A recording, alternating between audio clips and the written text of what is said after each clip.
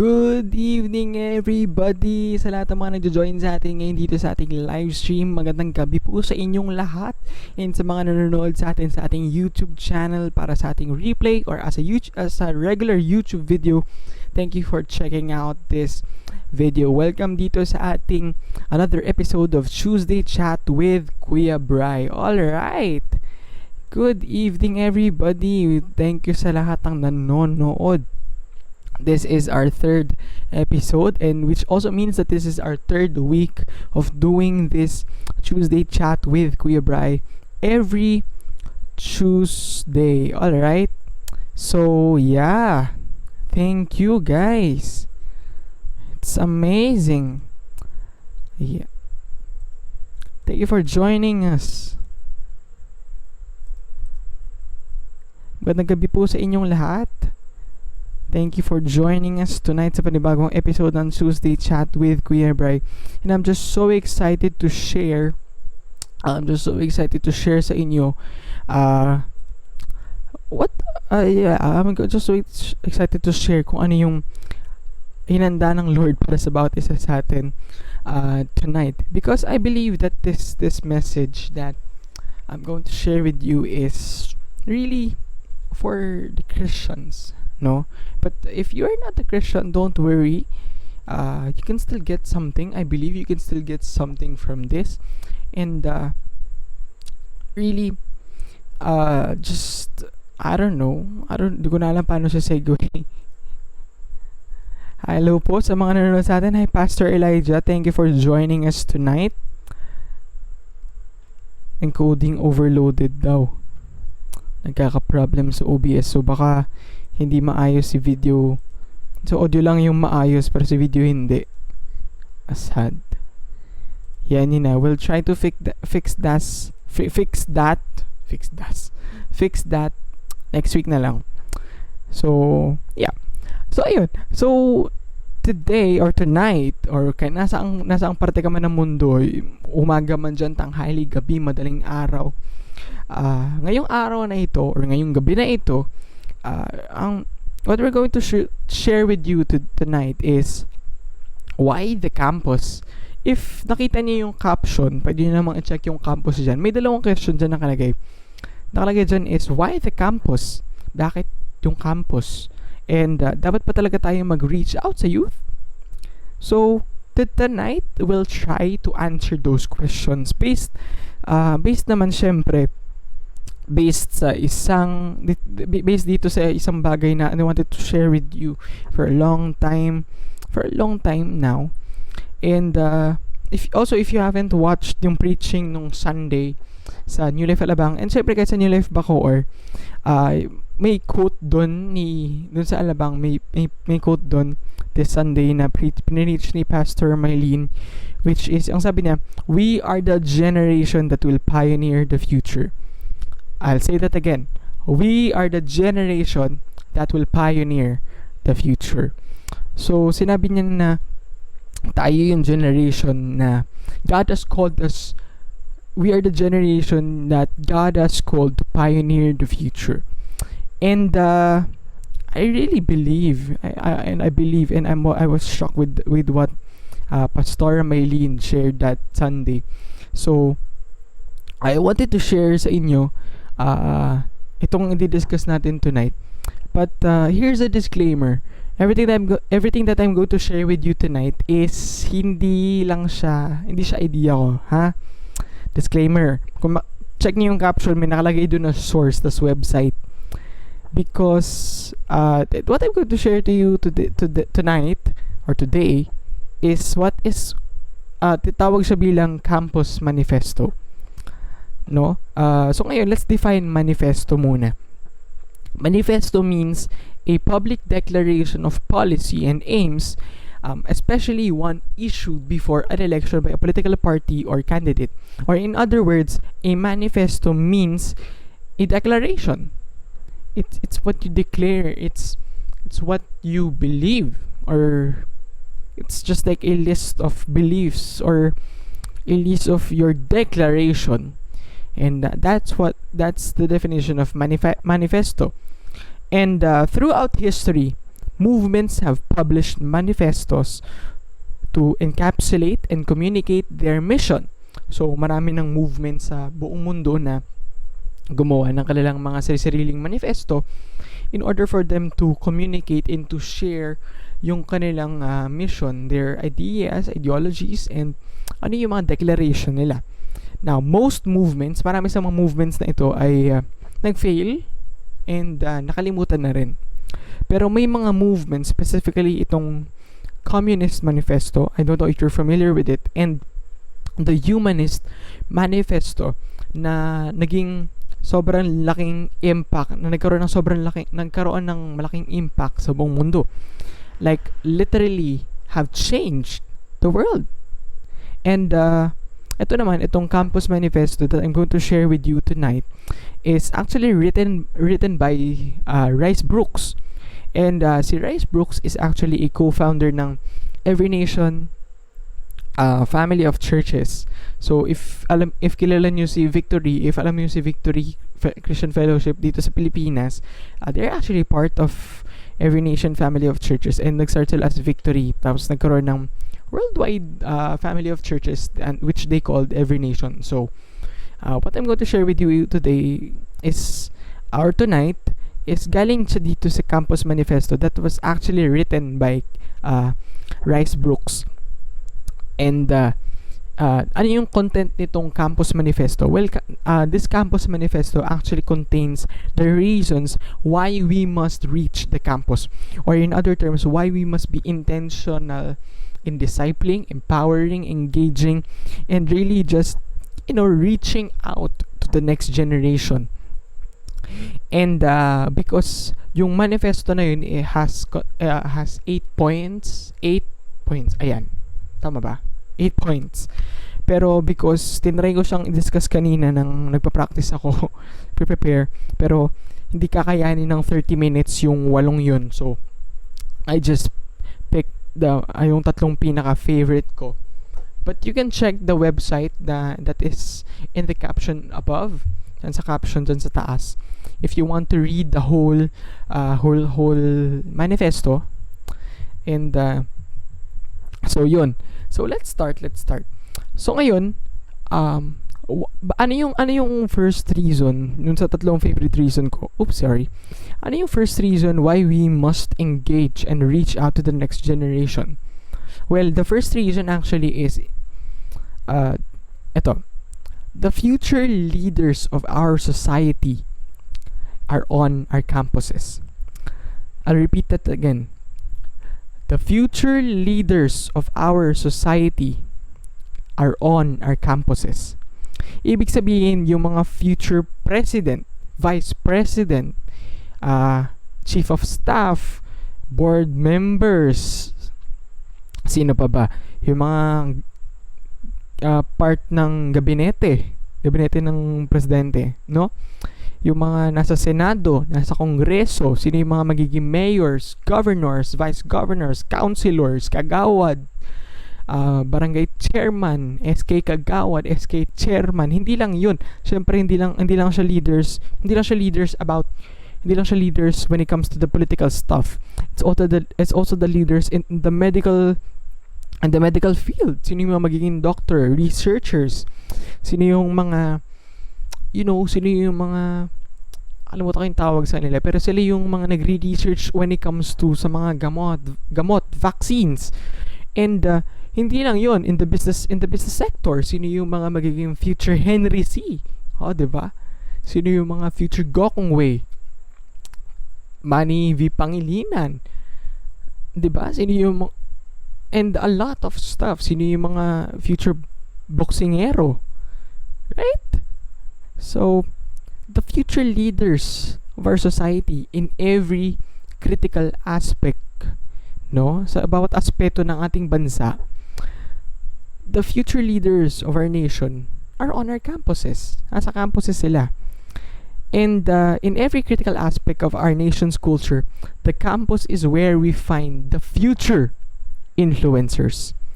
So, alam ko hindi naman lahat, may mga ayaw na tinatawag silang influencer, most specifically mga YouTubers. Pero kasi when we the campus is where we find the future influencers. Ibig sabihin, kahit tumanggi kasi sila na tawagin silang influencer, hindi man nila tawagin yung sarili nilang ganun, but because of the position and the and their position in the society, they actually have influence. Hindi lang pantay-pantay ng laki ng influence, kumbaga. But hey, influence is still influence. Right? So, again, it's in the campus that where we can find the future influences, the future leaders of our society. Right? So, that's the first reason why we must be intentional when it comes to reaching out the next generation. That's why we need to be empowering the next generation. We must be reaching out to them and engaging them because they're the future leaders of our society. And sa pamamagitan nila, it's either we can bring good change, good platforms, godly platforms, or the direct opposite. No? So, it's really up to us. Nakadepende yun sa atin. Nakadepende yun sa atin na mga mag-i-influence and mag-i-empower, mag-i-engage, and mag-reach out sa kanila. Right? So, ngayon, punta naman tayo dito sa second reason. Second reason why we must be intentional in reaching out the next generation. Second reason says here, major movements, both bad or good, start on the campus. I'll repeat that again. Major movements, both bad or good, start on the campus. Maraming movements, maaring spiritual revival to political revolution, no? The campus gives birth to change.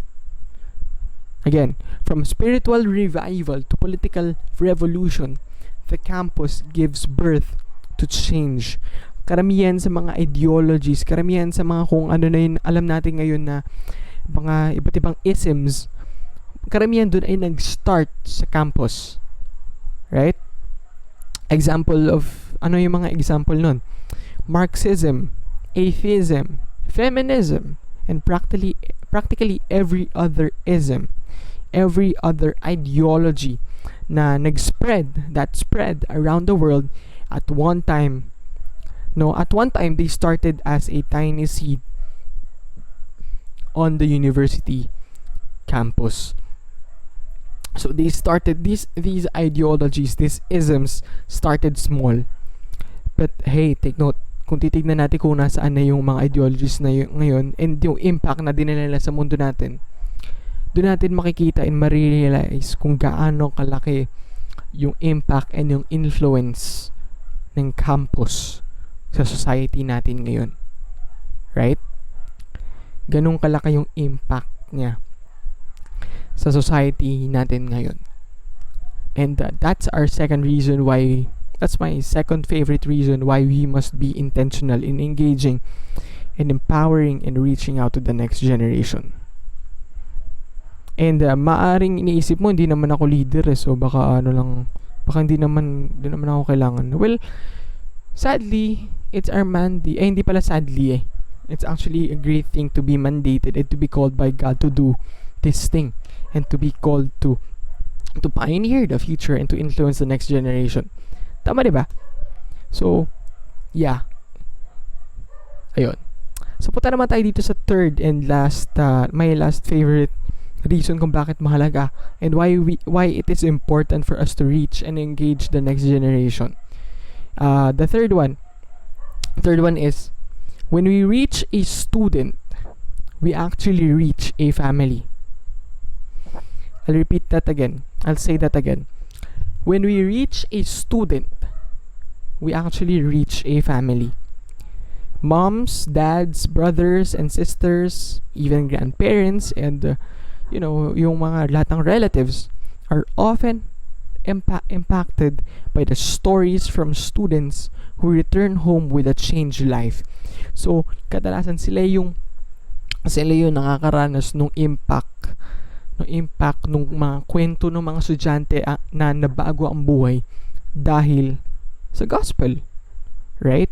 So when we reach a student, we're not just reaching a student. We are actually reaching the most important organism, if we can call it that way, most important organism of our society, right? So ganun kalaga yung pagiging intentional in reaching out this generation.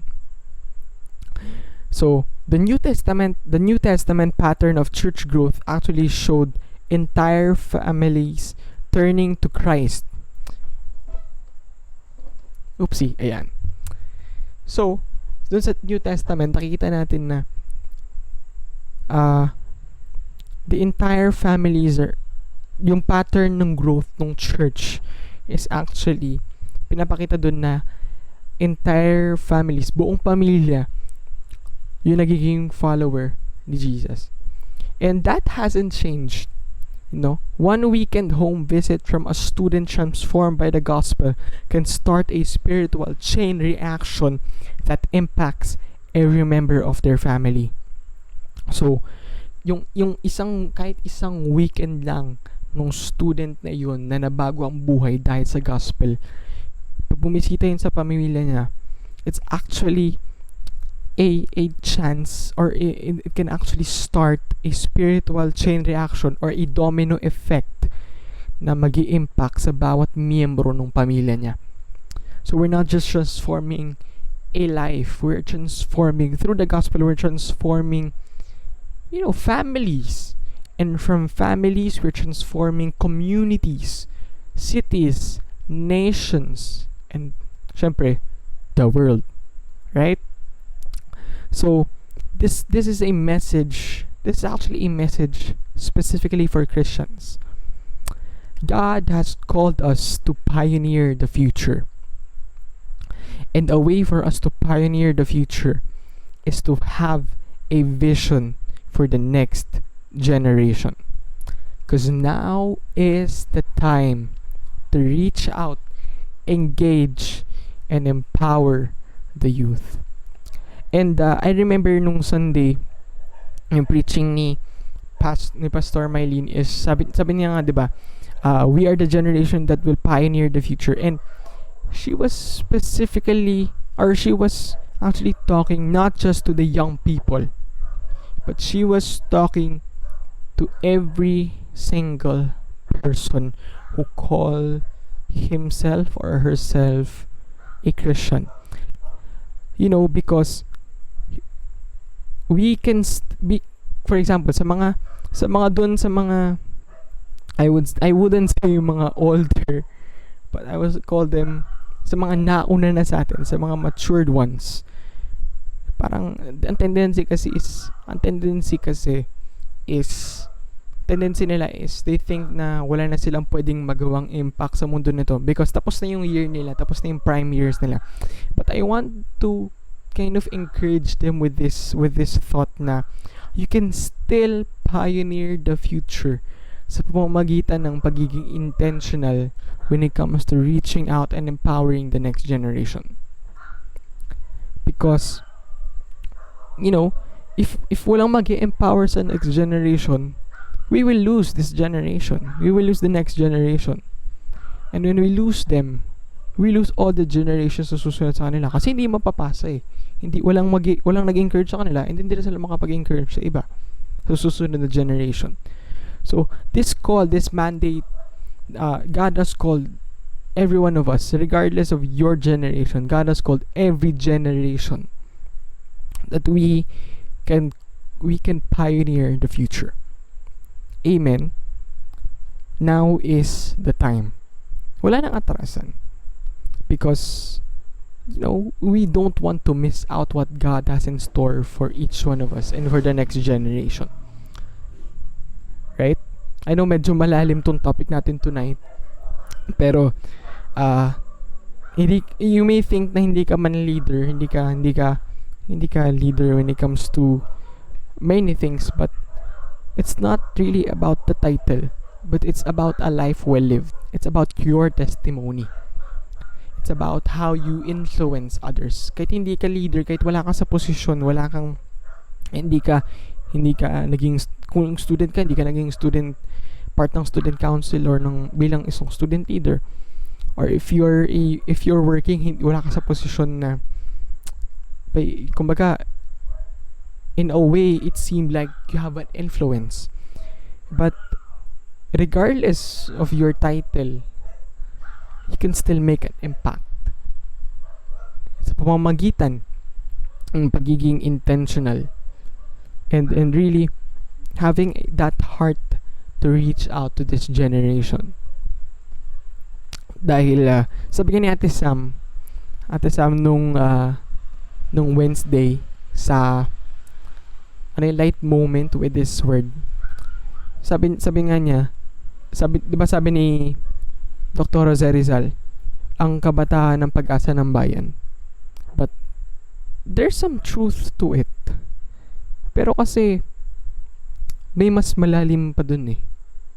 Yung talagang true change that only God can bring. And it's through the youth who commit their lives to Christ. Kaya nga, yung sabi ni Ate Sam is, ang Kristiyanong kabataan ang pag-asa ng bayan. Dagdagan niya, Kristiyanong kabataan. Kasi the question is, anong klaseng change yung dadalhin nila? Is it good, or will it just bring disaster and even will it bring more suffering rather than really bringing that hope alive? Oh, nasingit, 'di ba? So it's really about that and being intentional. And with that, I know medyo mas maikli itong Tuesday, itong episode natin for Tuesday Chat with Kuya Bry. I hope you bared with me. Thank you sa mga nanood sa atin. Ay, wow! 5 viewers tayo. Hello guys. Thank you. Thank you for joining us tonight. And I hope that you've been encouraged with what I shared with you tonight. Na really, God has called us to pioneer the future. Amen. So, yun lang naman. I hope you've been encouraged. And you can, again, check out that link dun sa caption if you want to know more about this campus manifesto. Alright?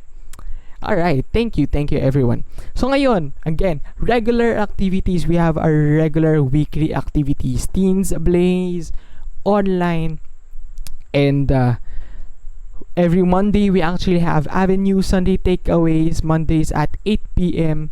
sa ating Facebook page, Jesus Gen Facebook page. Search nyo lang, Jesus Gen PH.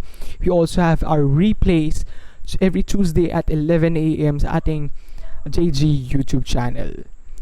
And syempre, Tuesday Chat with Kuya Bry every Tuesday at 8 p.m.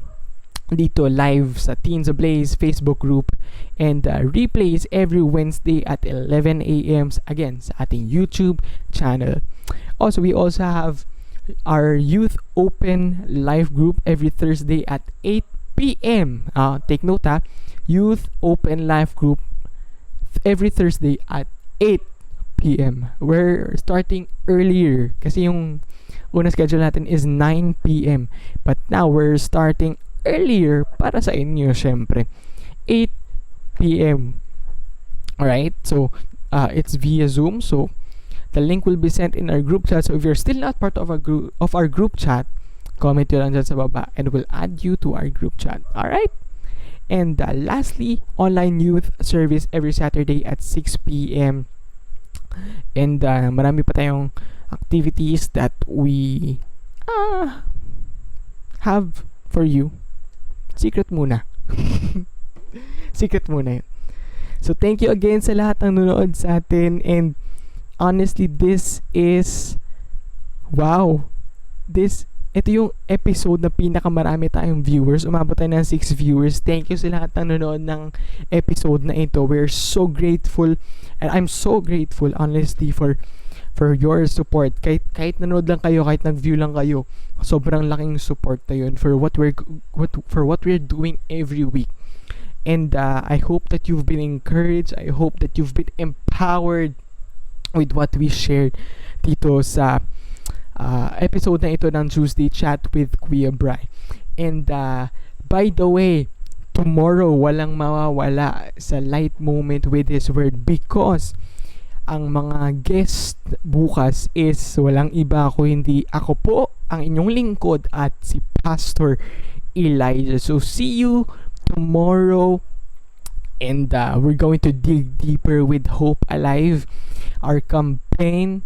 It's our campaign that will go through for the rest of this year. And I just wanted to encourage you that you can be a carrier of hope wherever you are. Kahit ano pa man yung pinagdaraanan mo, kahit ano pa yung kinakaharap mo, you can be a carrier of hope. Let hope be alive in your families, in your community, in your campus, in your friends, everywhere. Let hope be alive in our nation and in this world, because Jesus Christ is our living hope. Amen. So again guys, thank you for joining us tonight dito sa episode ng Tuesday Chat with Kuya Bry, and see you next week for another episode of Tuesday Chat with Kuya Bry, and see you online sa lahat ng ating online activities. Thank you guys for joining us tonight. God bless us all.